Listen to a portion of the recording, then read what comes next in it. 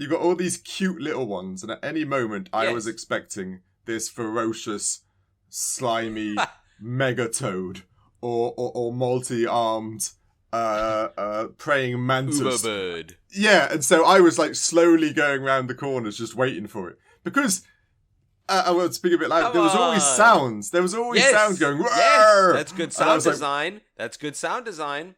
I was expected to bump into it. Fortunately enough, nothing actually got too big. That means you were immersed. That's true, but that's the thing about games. That's why I don't play scary games that often, because I do get immersed. But this isn't a scary game, Dave. It's not that scary. I managed to play it.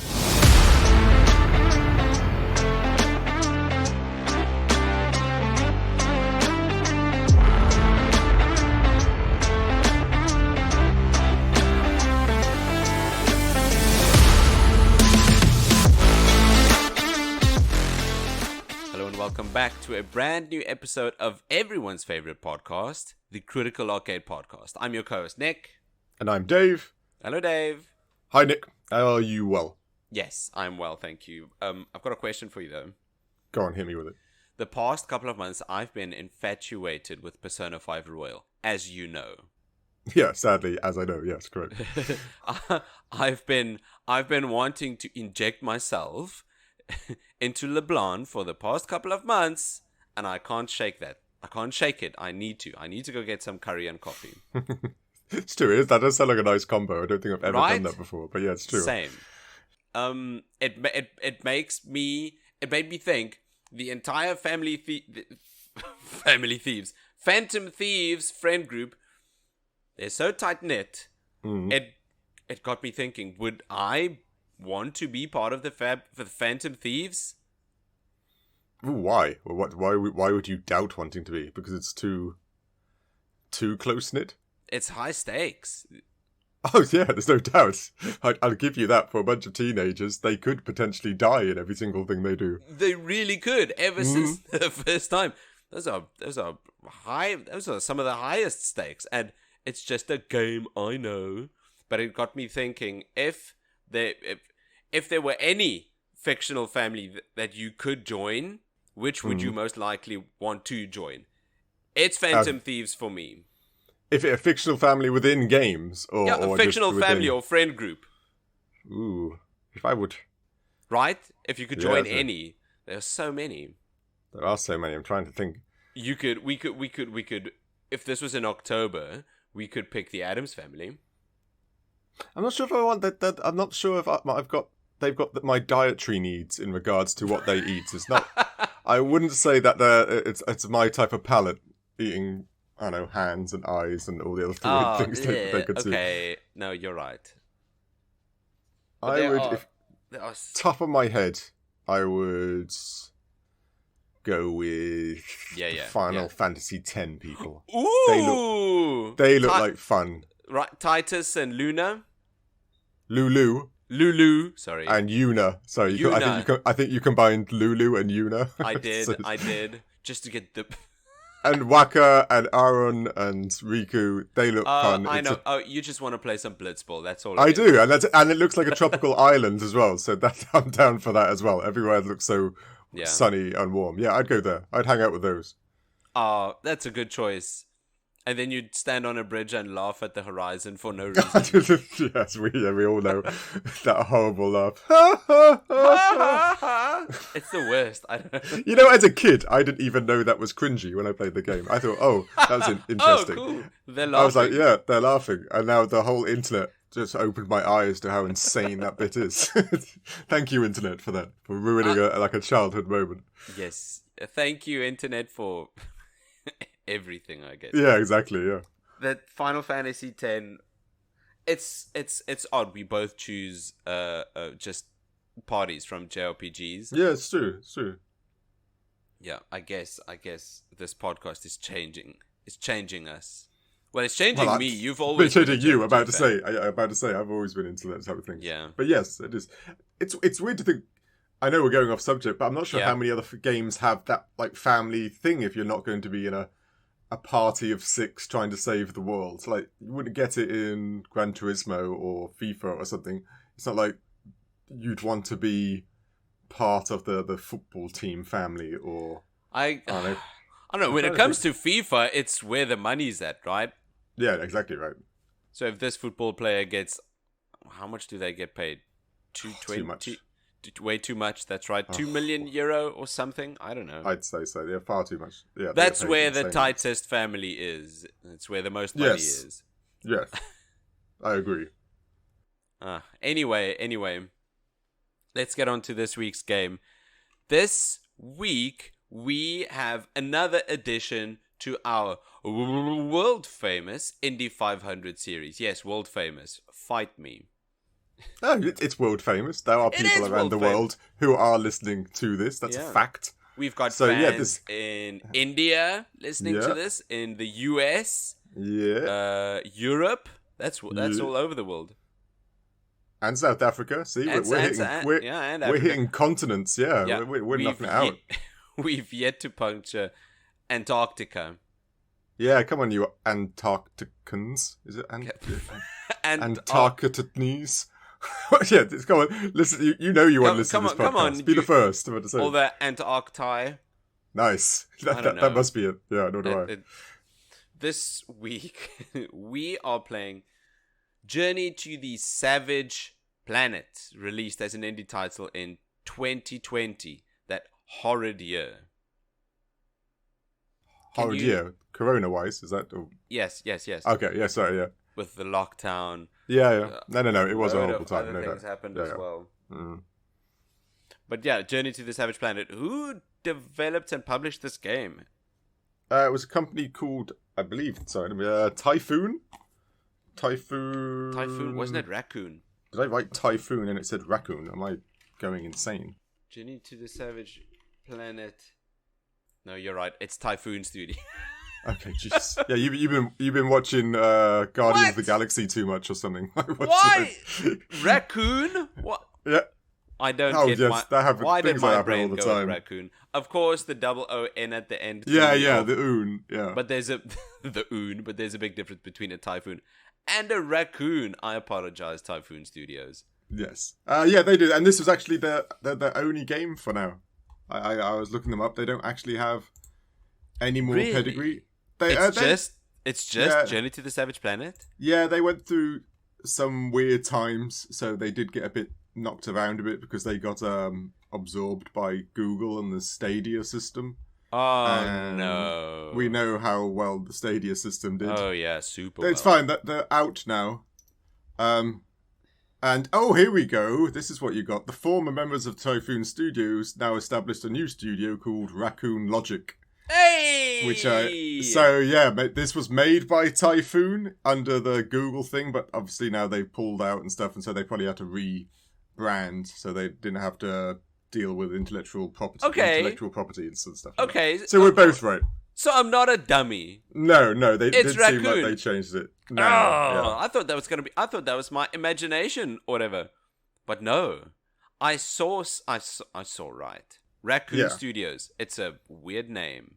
They were funded. They got funding support from Tencent. Why do I know Tencent? Tencent. Oh, it's the Chinese one again, isn't it? Tencent? Tencent. Yeah, that's right. I heard it. They're everywhere. Right, they really are. I put some cheese on my bread, and it's sponsored by Tencent. But Tencent, no, yeah, they are many fingers and many pies now. It would seem. I'm not a big that was weird. fan. Yeah, though, that was crazy. Because that's the corporatiest, most corporate ever corporated. Probably not, but maybe in the games industry. Yeah, that's a bit weird. They do seem to be popping up everywhere. Like it's like we're finding some sort of underground conspiracy theory. It's a Tencent conspiracy theory. Yeah, I'm gonna put pictures on a cork board and get some red thread and just go, this is there. Look, they're over there. Yeah. Don't forget your tinfoil hat. Mm-hmm. Of course. And the music from X-Files playing in the background. So it's like yeah. Just glasses of water all over the place. Yeah, of course. The aliens from Signs come attacking. That's already there because you just keep swinging. Yeah. Anyway, let's jump. We've been on this episode for 10 minutes and we've not talked about the game. Yeah. Okay. Yeah. Let's talk about the game. Let's jump into narrative. See, this is the problem. The narrative is relatively simplistic. Yes. You are sent to planet, what was it? ARY-26. Something like that. From And Kindred Enterprise or Technologies. That's right. And you have to, right, funny enough, the word they to colonize it.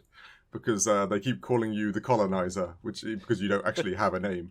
And you got to go out and scan, shoot, kill, maim, process, build just things from your spaceship and work out if this planet, I guess, is habitable.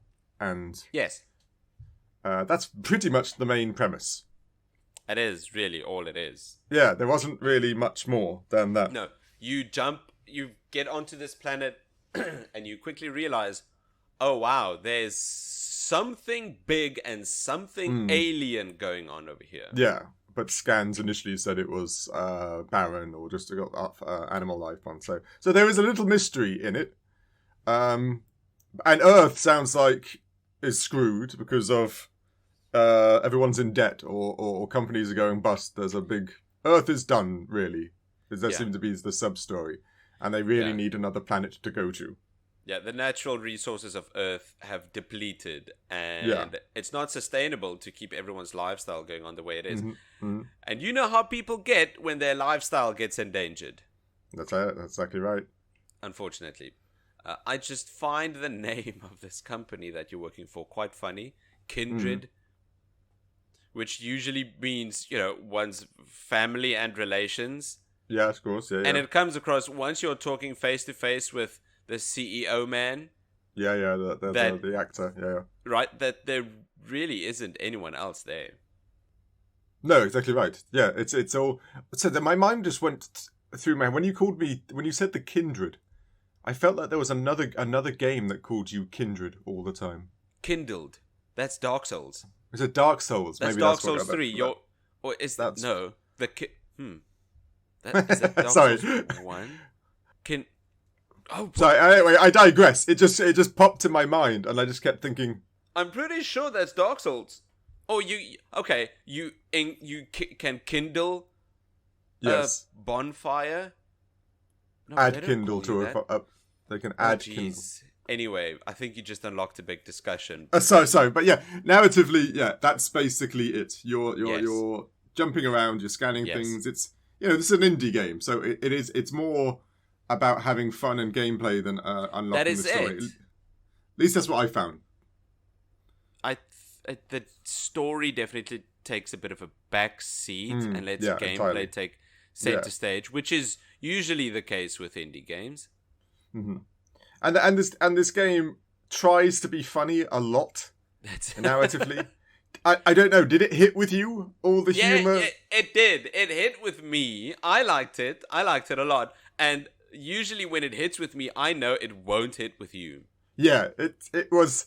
It's like have you ever played Outer Worlds? Are you kidding me? I've got Outer Worlds in my notes as well. Oh really? Yeah, because yeah. It screams the same humor of Outer Worlds. It really does. But I thought Outer Worlds was funnier. I think in this entire game, I thought the humor was trying too hard all the time. I liked the humor, and I liked the humor in Outer Worlds a little bit more because that's a bit serious. And then you had the moon guy. I remember who's all like has to be switched on, but all depressed as well at the same time. There was a comedy to it.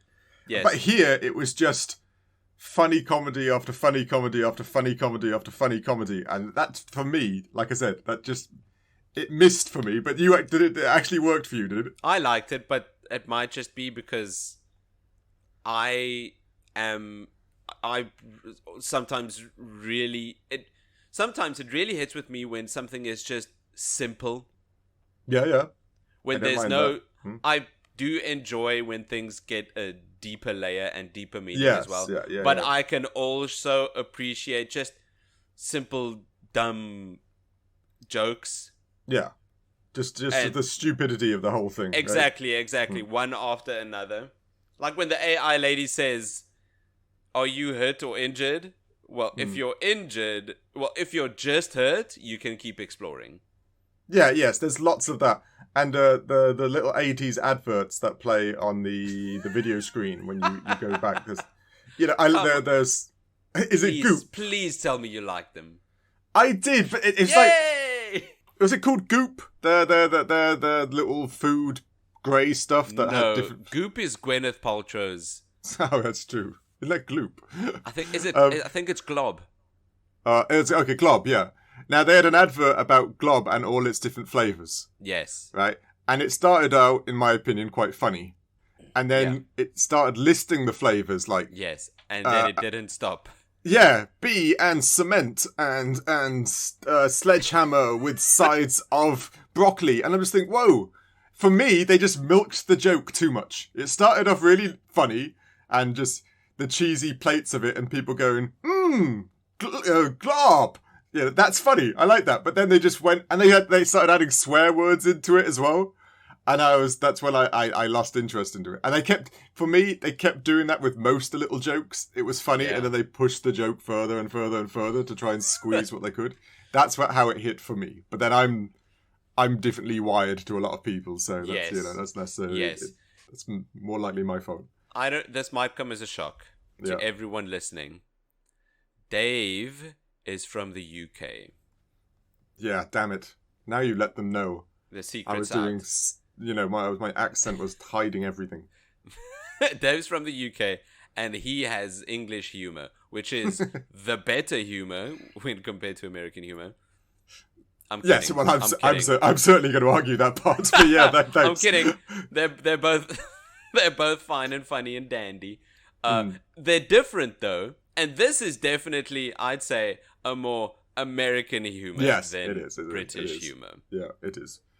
We like dark satire and sarcasm and stuff like that in our humor. Yeah. This is lots of silly. It hits okay. The computer is funny, and the bits are funny. Would it be called slapstick humor? It's slapstick. Yeah, I'd say it's slapstick on the execution of it. Yeah, definitely. Right. Okay. Yeah. Okay. And I liked it a lot. That's fine. I figured you. I genuinely thought you would. I thought that he'd enjoy this bit and this bit and this bit, and I was like, okay. Yeah. Nick's rating this well.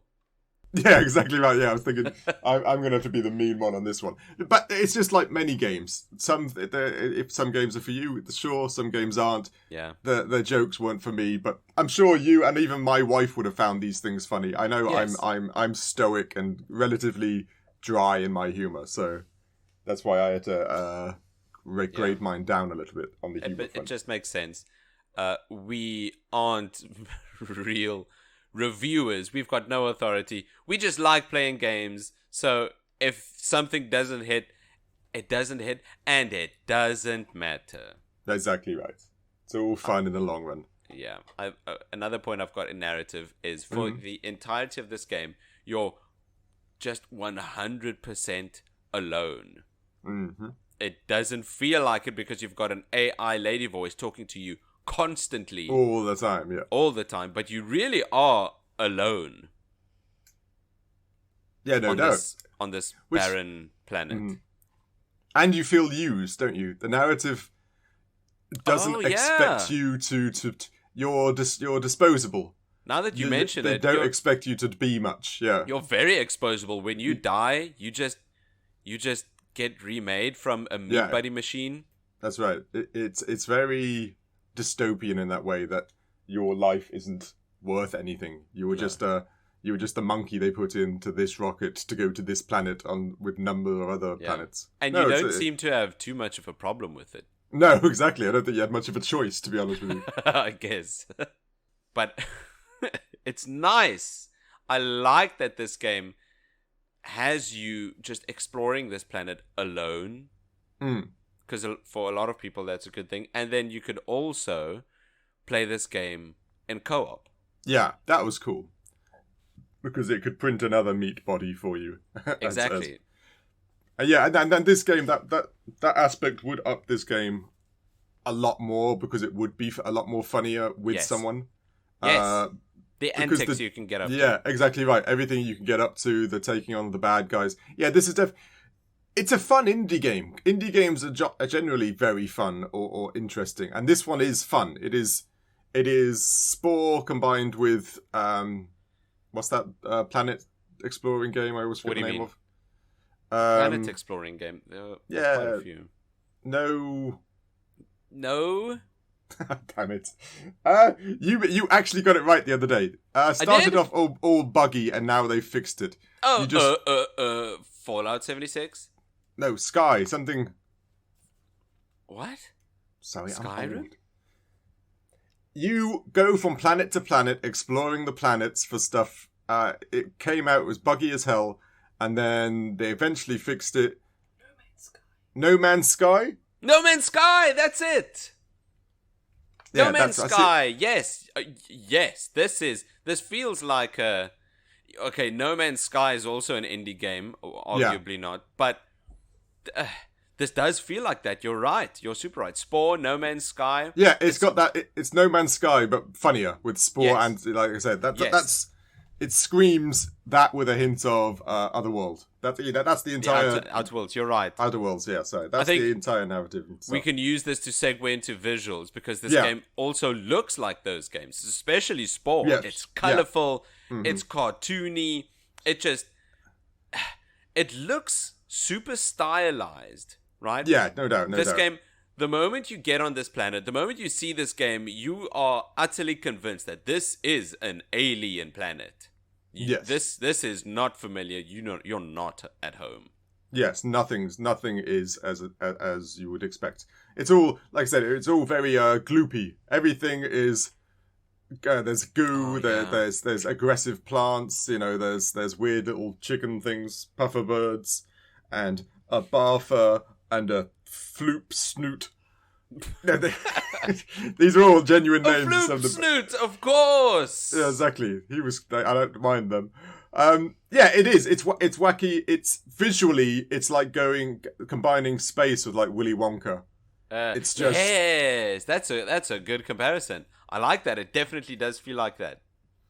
Yeah, it's just everything is like you said. It's all bright pixels here. Weird animals, noises.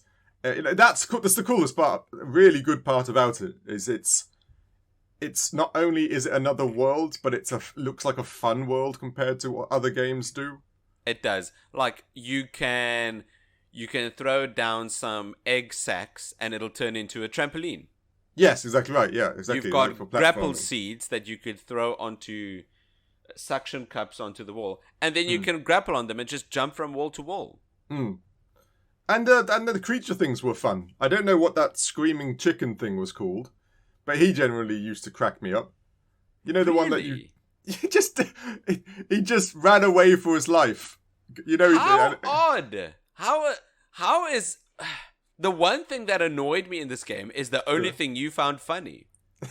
See, that's because we're yin and yang. Those chicken things were hilarious.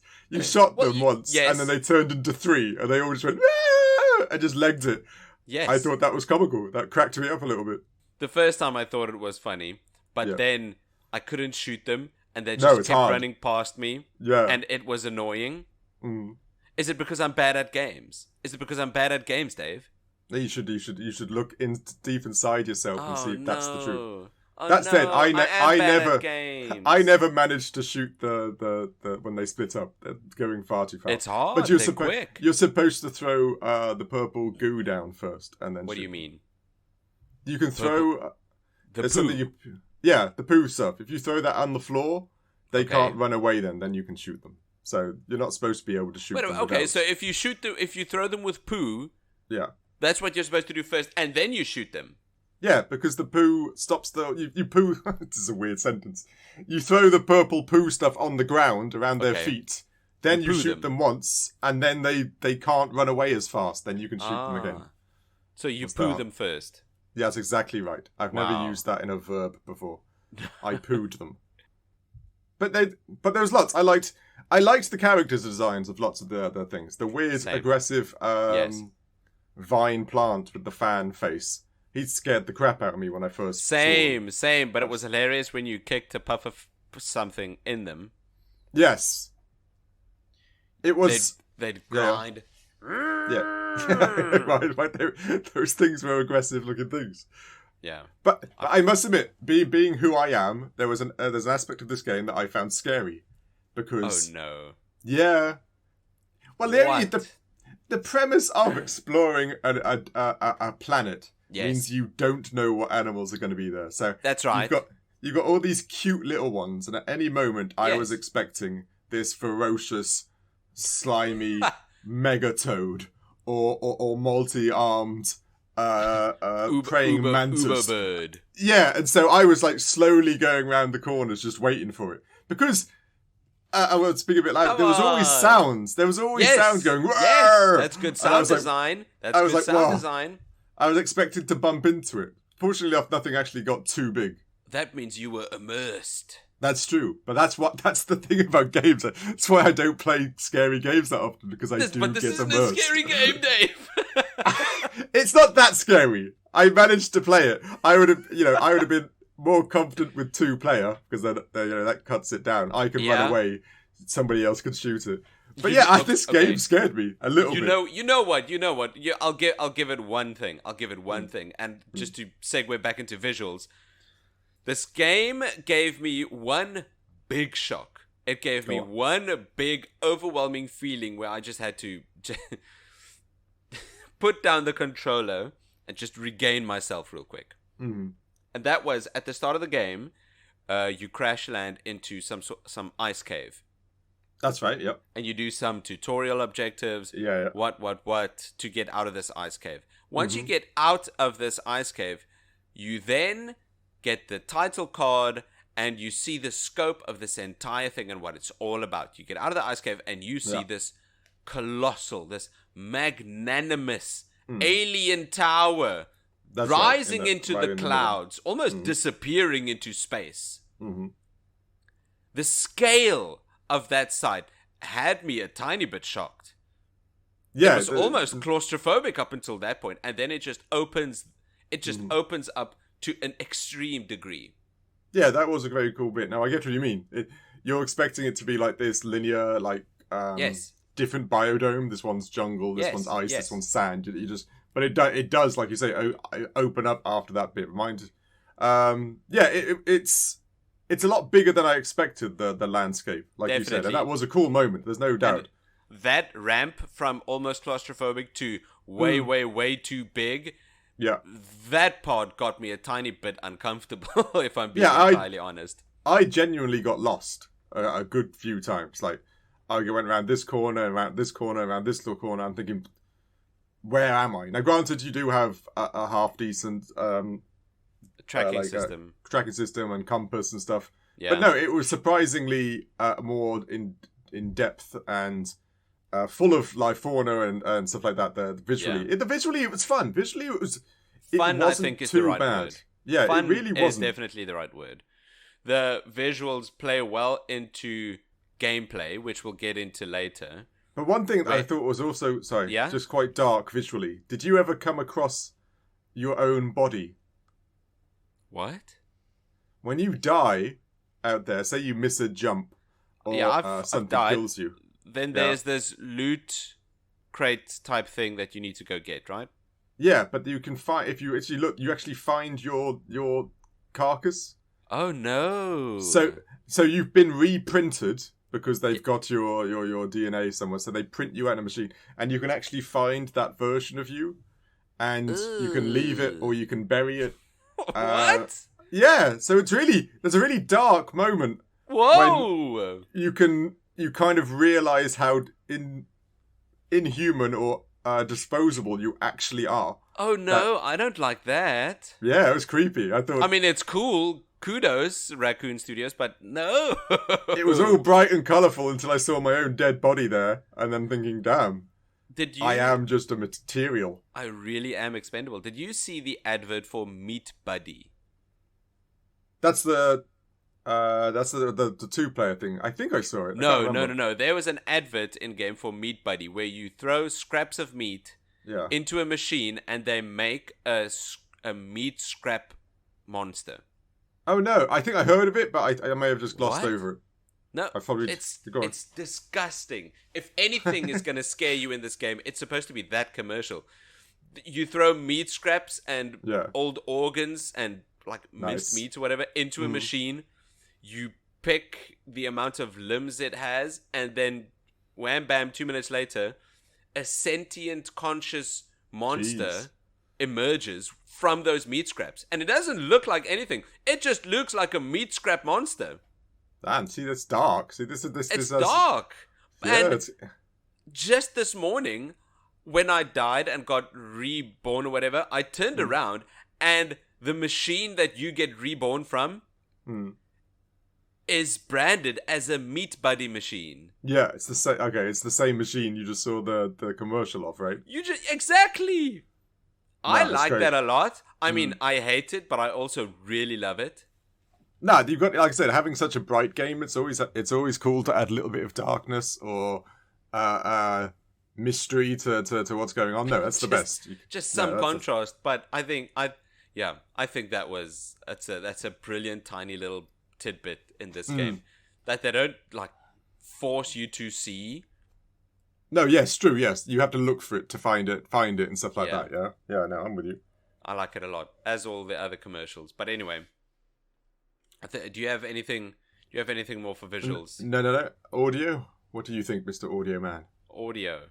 There's one bit I'd really like to raise for audio, and that is the main instrument that they use throughout this entire game for the theme, for all the music tracks in the soundtrack.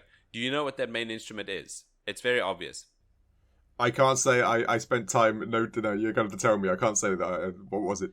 When you turn on the game, you can hear a banjo. Oh, okay, yes, yeah. Right. It's such an excellent choice in its design, because when you hear this banjo just in the background, what kind of vibe do you get? Oh, good. It's a wacky, rednecky type instrument. Country music. Yeah, exactly, yeah. Right? In this old beat-up Ford pickup, this redneck, shirtless, mullet-having guy just driving around. You get that this game is set in rural areas. Yes, that's right. It's instantly and unconsciously conveying that before you even boot up this game, the entirety of this game is set in rural areas. Yeah, I think Borderlands 2 did the same thing. Exactly. Right? They did the same thing. Borderlands 1 did it much better. Yeah, was it 1? Yeah, but you're so right. Borderlands 1 did this as well with this guitar banjo thing. Yeah. And you've got most of the games in rural areas. It's the same premise, and it's such an excellent choice in its design. I really wanted to raise that.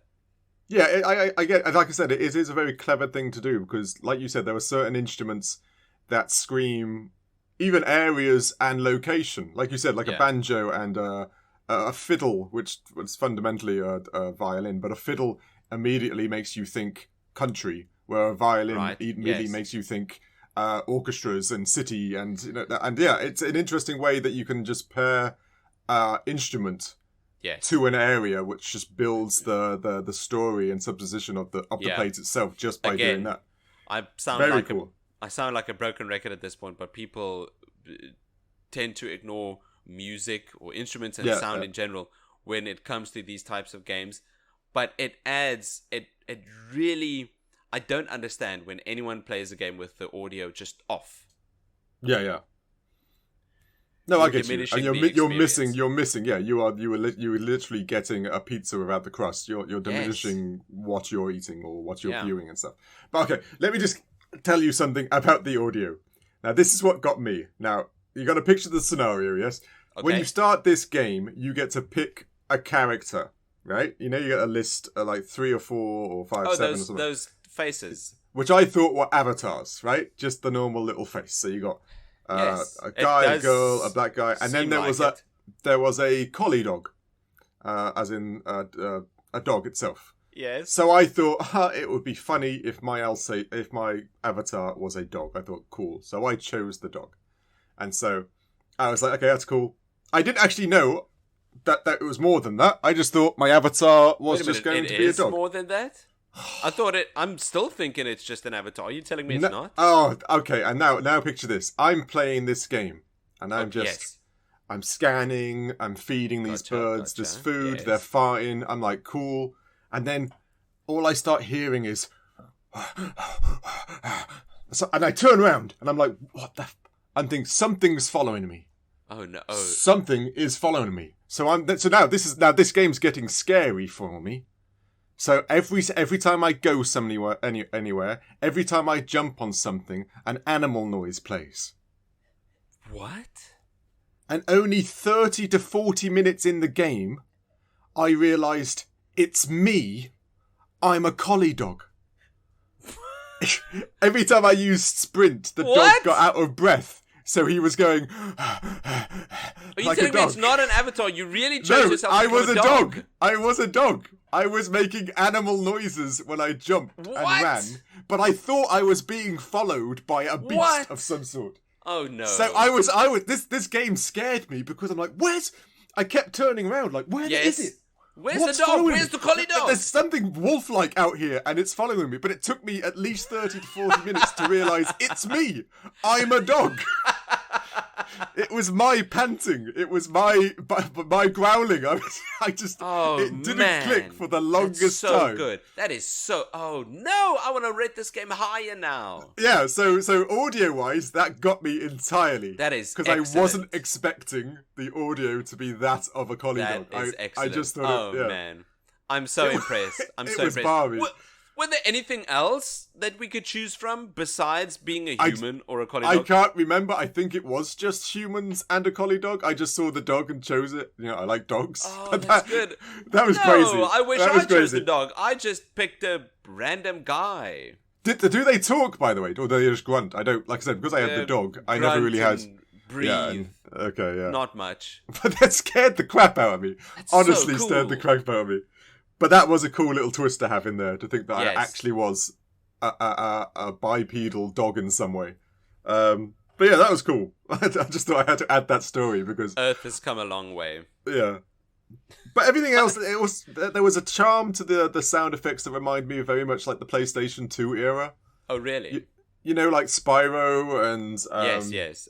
Crash Bandicoot. Yeah, like all those. There was an aspect to the audio that reminded me of those games quite a lot. The wacky...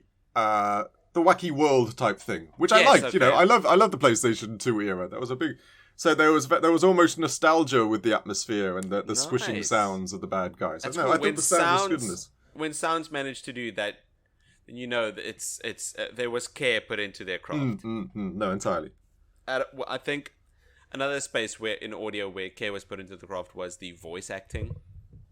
Oh yes, yeah, of course. Right, the writing might have missed for you, not for me, but the voice acting was good. Well, that was from the actual actors themselves, as in the acting on the screens.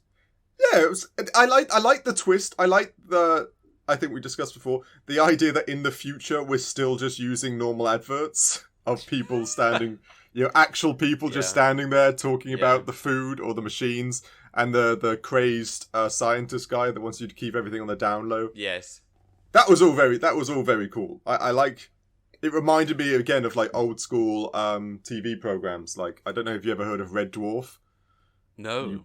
No, it's a kind of a British sci-fi thing. Okay. A lot of people do know it, but I can understand it's more niche. It just reminded me of a lot of the things I used to watch as a child. Okay. But you're right, the voice acting wise, they did knock that out of the park. It was very cool. Very cool. It really did sound like the AI lady was overly optimistic and also somehow dry all the time. Yes, very true. It's like she didn't comprehend, this is actually extremely morbid. Yeah, and it's always like she was talking to an idiot. Yes. She's treating you like an idiot all the time, or a collie dog in my sense, which kind of makes sense. Which, now that I think about it, if most of these astronauts, I can't imagine that they're paid a lot, so the type of people you would get to go, quote-unquote, colonize barren planets are idiots. Yes, and the expendable ones at that, right? Yes, exactly. Yeah. So it makes sense. No, exactly. No, the story, the world they built was relatively sensical. I like that. Did you ever get tired of the AI lady's voice. I completely Yes, a forgot bit. her name. Nor me. I don't do names. She got a bit annoying, but I understand why she was there. Yes. If you didn't have her there, you wouldn't know particularly what you were doing. She helps progress the game and story to what it is a little bit. And it makes you feel less lonely. It would be a bit That's it. isolating if she Exactly. weren't there.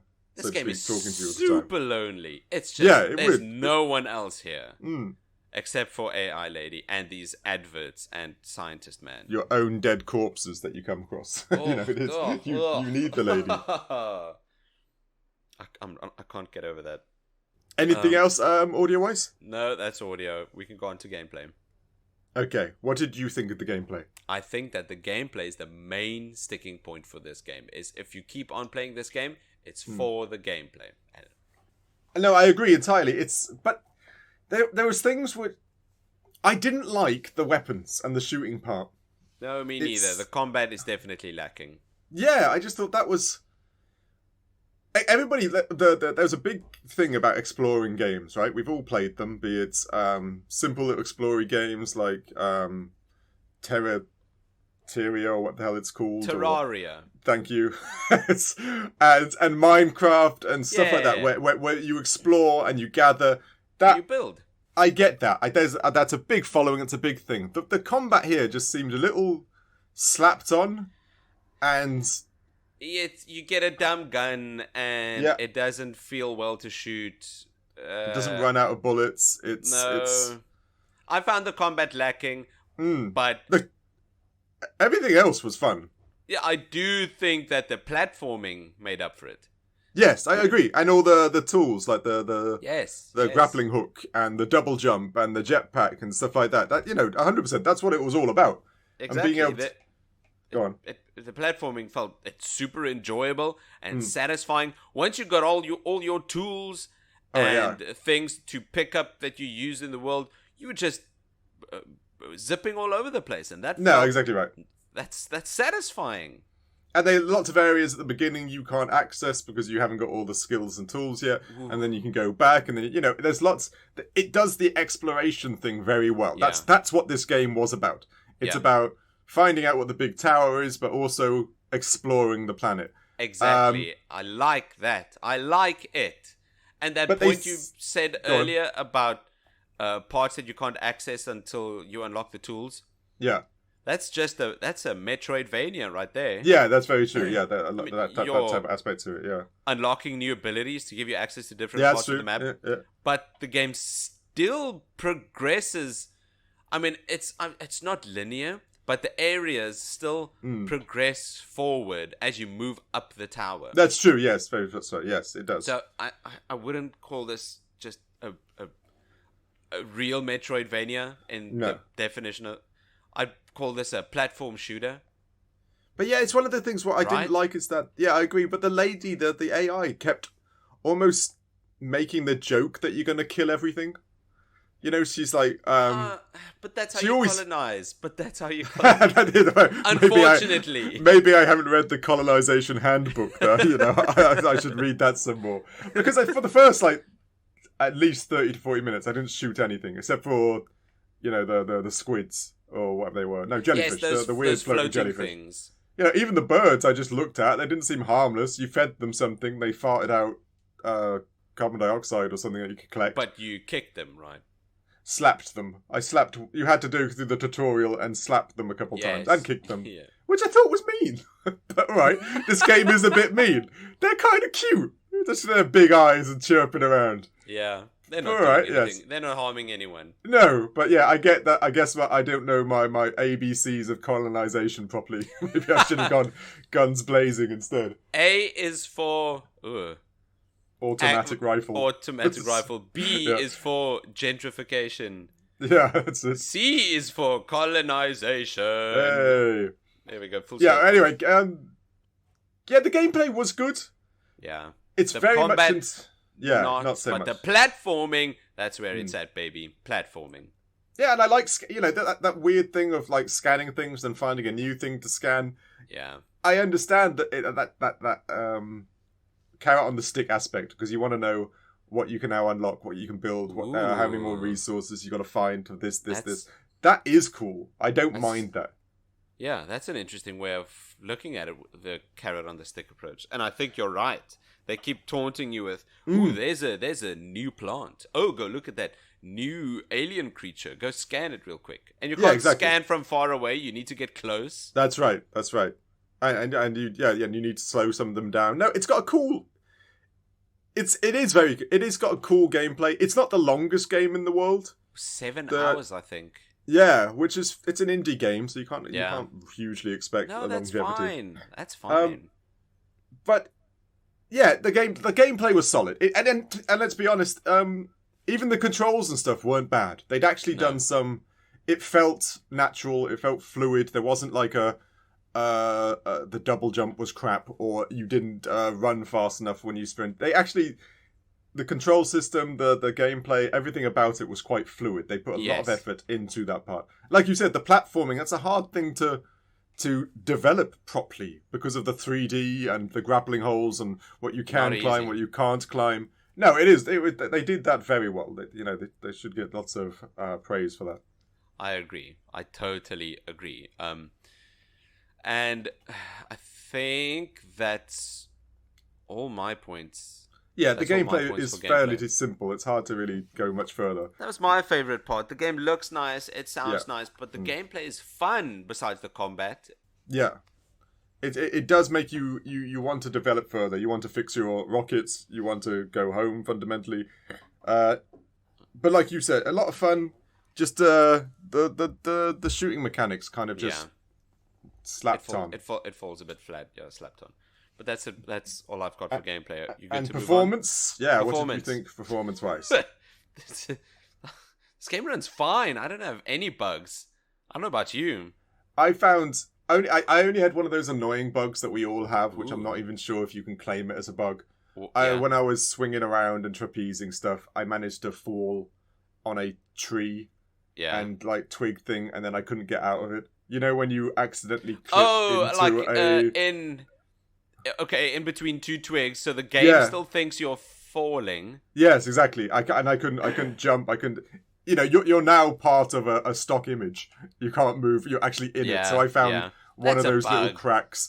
That happens. It's very rare. That doesn't happen in most games. Like, I've done that accidentally. Hell, speedrunners take advantage of those things to speedrun games. That, for all you might have just uncovered a strat. Yeah, I may exactly right. I may just cracked it wide open. But yeah, apart from that, it ran perfectly fine. I can't think of anything. I didn't have any frame rate issues. I didn't have any, game breaking bugs. Disclaimer: like we played this on our PS5s. So this, I don't know, might run worse on a PC or Xbox Series S. No, we've no idea. Yes, that's true. Fine on PS5. And it's weird. Like, one thing I don't know. I love that they're playing on. You're not that old. I'm old. Have you ever heard of Journey to the Savage Planet? Journey to the middle of the planet. Journey to the middle of the planet? It was a journey to the center of the planet. There was a old, in like the 1970s, maybe. Whoa, no. There were a bunch of very famous, like, claymation, Jason and the Argonauts, Greek type things where it was always... And there was one very, very famous called Journey to the center of the planet, and they actually did a few Journey 2s, and I was just wondering if the name of this game was a nod at that. An homage. Homage, yes, right. Because no, you're far too young for it. These things must be. Have you ever seen Jason and the Argonauts? I've heard of it, and I've seen the claymation of him fighting the skeletons. Yes, that's right. The skeleton bit. That bit's great. Yes. I love those movies. What I was thinking, Journey to the Savage Planet. All I could think was Journey to the center of the planet, and I'm hoping there's an homage to that somewhere. You're right. It's too similar for this not to be an homage, right? Yeah, I thought so too. No, I think. I hope so, because I think you're right. Those those movies, granted, they're really old now, and no teenager's going to watch them and think that was cool fundamentally. But to a lot of people my age and older, I like the idea that somebody was like, we should name it just like the same way those old claymation type things were. I think there are loads of, I don't know, 30, 40, 50-year-olds who are in positions at game studios like Raccoon Studios or Typhoon Studios, whatever. Yeah, who are also big fans of Jason and the Argonauts and Journey to the Middle of the Planet, and think it's very cool to name this as an homage to those types of properties. And I think you're right. I hope that was the case, because it did scream that for me, being a fan. It's so cool. It's cool. I love it when we uncover these types of things. But that's a guest performance. Yes, it's true. I guess that's true. Yeah. So, when in value for money, I found this game on Steam for $30. Yeah. I'm fine with that. I think $30 is max I'd pay for this game. Same, $30. Yeah, that would probably be the tippity top of what I'd play. Yeah, I agree. If it weren't for all those secrets you could uncover and all those extra unlockables. And it's $30 on pretty much everything as well. I'm just looking now. It's $30 on Nintendo.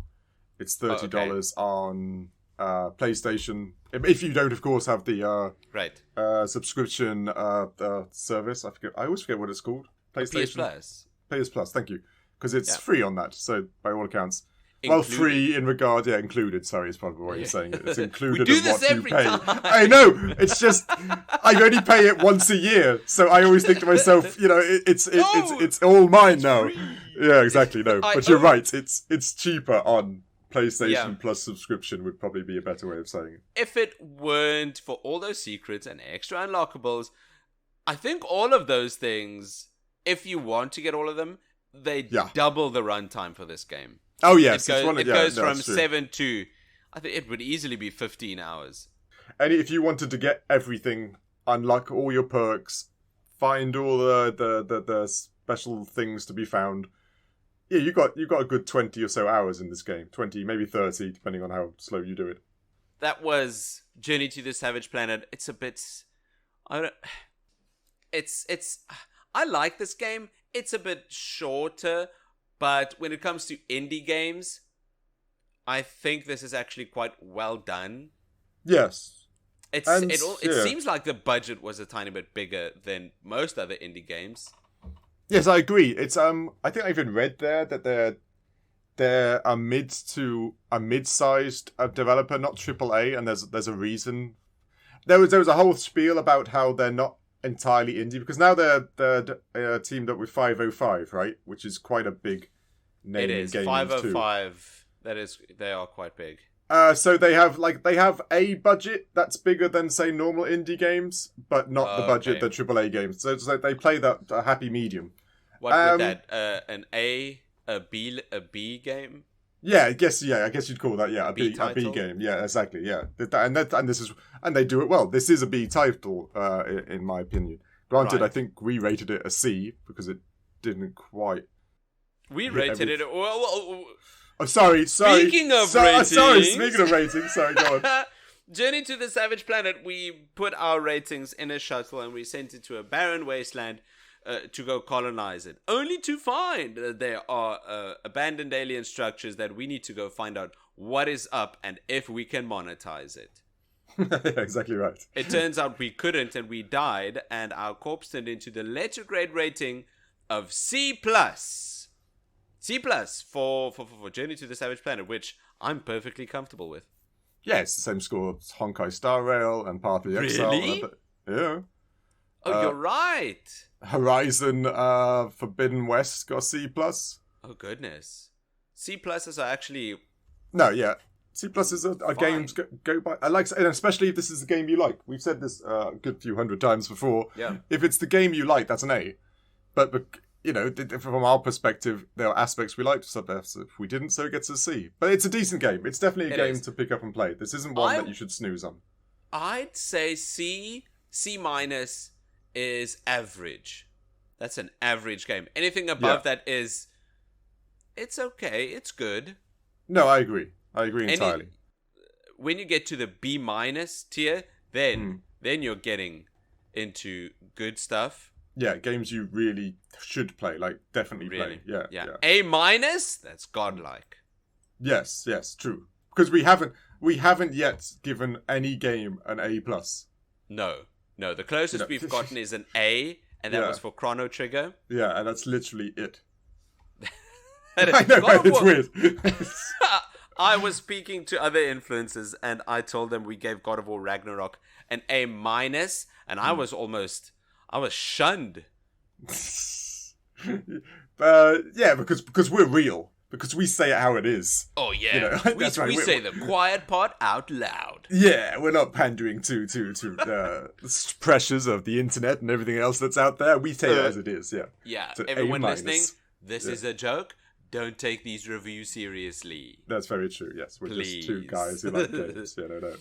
But yeah, thank you for listening to this week's episode of the Critical Arcade Podcast. If you'd please be so kind as to leave a review on whatever platform you're listening to this on, it would be very much appreciated. You could follow us or connect with us on all of our social channels. We are now on Threads, the new hot app that's gonna last, I don't know, a couple of months and then just burn out. But Yeah, we're on potentially, Threads, and if it doesn't burn out, whoo boy, are we glad we stuck around. Threads and Instagram, but you can also catch us on email at nick@criticalarcade.com. And I'm Dave at criticalarcade.com. Besides your email, Dave, where else can we follow you? Well, I am out and about, but I must admit that I have just bought lots of shares in the company called Glob, because I just thought all those flavors they had were amazing. It was just like what's that? Jerry, some of the ice cream. Sorry, I've lost my train. Robin Baskins. Baskin Robbins. Baskin Robbins would be fine. Baskin Robbins. All the multiple flavors. I've got this Glob, and if you come to me, I will feed you the flavors that I don't like sawdust and tears of an ant, and the hair of a tiger with the smell of a 12,000-year-old egg. You know, I've got these flavors on me. This is Glob. Glob comes in every flavor. Glob. So that's Glob. So that's what I'll feed you. I will feed you all the flavors which I don't like, and there are lots and lots. I will force feed them, by the way. That's I will do that. So please unless do not you follow like these things. Nobody don't follow does. Nobody likes Glob, Dave, except for Glob fans, the Glob fan base. The Globites we call them. Globites. They're out This there. is nothing. You're exactly right. Don't eat Glob. Support us No, on don't eat Patreon Globs. for exclusive content. We've got a post show where we talk for an hour longer on the entire gaming industry. Join us for that. You can also join us on Patreon for our an entirely new show called Critical Cinema, where we take this format and apply it to movies. Any movie. Anyone you like. Anyway, what have we got lined up for next week, Dave? I believe it's quite a big one. Yeah, next week we have. Yeah, this is almost just like a Harry Potter. You know, this one's coming in parts. We're doing the entire Mass Effect trilogy, 1, 2, and 3. If you didn't know what that meant, and I do believe we've got a mystery guest doing it with us too. That's right. So that should be a lot of fun. Yes, that's right. We are doing. I can't believe I'm saying this. The entire Mass Effect trilogy in 3 parts across 3 weeks. It's I've and by the way, ladies and gents, Nick's never actually played them, which is... Well, it's not because I haven't tried. Yeah, that's true. I've tried playing Mass Effect 1. Tried. It's janky. Yes. I've not played Mass Effect 2 or 3, which I'm sure is going to change things. I've only heard good things from these games. Yeah, they are great. Mass Effect 2 is very good. Mass Effect 3 is okay. Everybody keeps saying Mass Effect 1 is janky.